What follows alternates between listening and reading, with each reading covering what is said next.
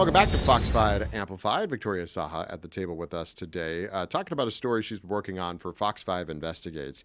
A story that, as we like to say in this business, has legs. It keeps kind of growing and going all these places because there might be even more victims than maybe they don't even know yet. But there's this class action, right, lawsuit, or there's a lot of people in it, against this local classic car restorer that basically, the short of it is, kind of takes the money and doesn't do the work, allegedly. Doesn't deliver. Yep, that's what the court document said. So this man, Anthony Tomeo, investigators say that he would take money from victims from all over the country, even around the world, and just identify himself as a person who would restore or repair classic cars. We're talking cars from the 1950s and the 1960s. Yeah. And investigators say most of his victims were elderly, 60 or older. Like, that's the kind of crowd that would maybe want. Those are the people that A, have the cars that want to get restored, and B, have the money to do it. Exactly. And then at times it was their life savings, anywhere from $17,000 to $65,000, giving this guy with the hopes of he's going to, restore their car. So obviously, I work with the DMV compliance division on several stories. So I was tipped off about this story, and I'm like, that is interesting. And then I saw the court filings, and it was the attorney general who got involved. So, which made it even more, I guess, I don't want to say important, but yeah. And then there's this Facebook group of his victims. I'm like, okay, I can't do this story without a victim, right? Yeah. So I posted, and then surprisingly, I got a bunch of comments, even someone from like the UK. I wasn't able to interview him because it just didn't work out in time. But I found a woman from California. She said that her husband's grandfather's Chevy truck from 1962, they wanted to restore it. It was a family heirloom, and they found Anthony Tomeo and his business. So they trusted him. They even called several of his references. So when we tell people to cross-check references, they were doing exactly what they were supposed to do. So they called, and people were giving him like great ratings. And is that just because on the surface everybody thought he's doing a good job, doing the work? Yeah. So they were like, just didn't know. Yeah, they just wanted, they wanted it to be careful because, again, this was a family heirloom. Yeah. And I understand why they'd want to do it. I'm just wondering, the people he called, they're the references. They're not like in on it. I guess what I'm saying is, like, I don't know. We don't know, but we I'm don't wondering know if on the surface they're like, yeah, dude does good work, Right. So they dropped the car off like in 2021, shook hands. They paid over $33,000. I want to point that out because that's one thing, folks out there that aren't into cars. You are. Yeah. And I've done a few stories here in the Valley already with some folks that restore cars. And what you have to understand is, you talked about some of these people being older and life savings and whatnot. These are heirlooms, and they do want to restore them back to their glory days of what they were when they first had that car in 1962 or 68 or whatever it might be.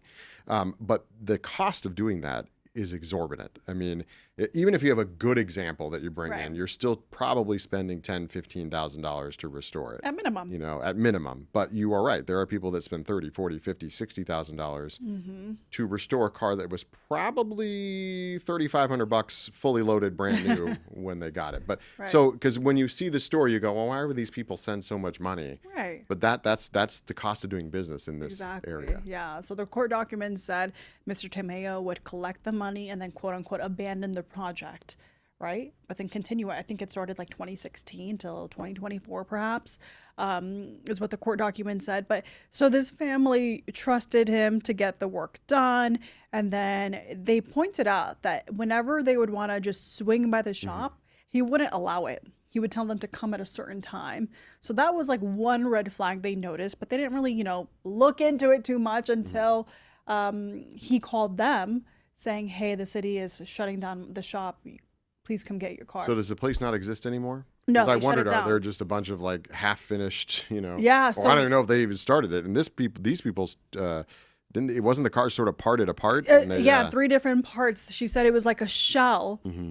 So of the car. They said the inside was like ripped out, and they had to tow it back home in three different parts. And they got emotional. She said her husband started crying because that was his grandfather's. They were going to pass it down to their kiddos in a few years. So you can just imagine like the emotional attachment to it, and they're out of their money, right? So it's just so hard. And then the arrest video came in.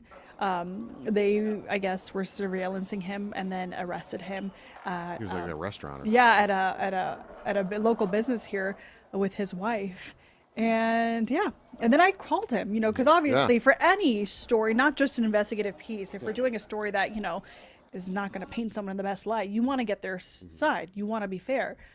I called Mr. Tomeo, introduced myself, and then as soon as I started talking about what the story was, he hung up. Yeah. And then I texted him. Needless to say, he did not get back to us. Do we Yeah. ever hear from his attorney? No, he's got a public defender. Oh, okay. So, I mean, well, we don't know where all the money went, but certainly not going to lawyers' fees. Yeah, if so he's got a facing public like defender. 31 like fraud That's what I charges. was going to ask you about. How many people are involved in this suit? Because you did mention that the attorney general got involved, and that must have been because of the number of plaintiffs or something. Yeah, so there's about 30 victims that they identified. There could be more out be there more, because again, yeah. that Facebook group that I was looking into, it literally says like victims of so and so in this scam. It had 60 members in it. So there could be a lot more out there. And then after our story aired, my emails, like I started getting emails from other victims. One guy had told me that his father's truck from 1950s, it was handed down to him when he was like 16 as his first car, but this guy is now 46 and his dad was dying of cancer and he wanted to restore that car so his dad could take see it. one last Yeah. drive in it before he passed away. That didn't happen. Yeah. Yeah, there's a lot. And so is it your understanding that most of these people got their, whatever state they were in, got their vehicles back? Or I think some of them did, but again, the victim that we talked to, it was parts. So did it seem like they were even like starting the project? I mean, when we say a car's in parts, it could be because they started the project and never finished it, or it could be because they were selling those parts for another vehicle. that's what the victim thinks happened because the inside was completely taken out and they had paid, she said, for new seats and Okay. new, I think, carpeting maybe in the interior, but we have a picture of it, I think, in my story. It was just, there was nothing. It was just the steering wheel. So now this is waiting to go to court, or where are we in Yeah, that so process? I think so. He posted his surety bond, and the last I checked was he had a court appearance last week, and there was like negotiations going on. Of course, this case is now in the hands of the attorney general. So I reached out to their office about what's next, because 31 felony charges. I don't know if that's going to warrant a slap on the wrist or not. So that's why I'm waiting for the attorney general to get back to me about what the next steps are. And they're probably felonies because of the amount of money that we're talking about. Yeah, the and loss. because this scheme went around the Around world. in different states. Yeah, so the DMV compliance division had told me that people from all around the world would find him and they would send him money. Surprised And then the feds aren't. I mean, Yeah. when you say attorney general, you're talking about Nevada. Nevada. Yeah, I'm Yeah. surprised the feds aren't involved if it goes from state to Yeah. state, but you never know. They You could never get involved know. to help. But a really unique twist to a scheme that you don't really hear about, especially with all these victims from locally, Yeah. neighboring states and Yeah. around the world. Well, and a lot of times in these cases, people will pay to get their cars restored, but they know it's going to take a while. 3 months, 6 months, a year. They were told 2 years, which Yeah. they accepted. Because a lot of these places will have them just lined up, Right. and they're working on little things on each car every day, and it's not like a body shop where you're No. like, okay, we got this, got to get this car in, got to get it Right. out. It's just kind of like they work a little bit on it and they order parts and stuff. So it's not Yeah. totally unheard of for that to be the case, but Yeah.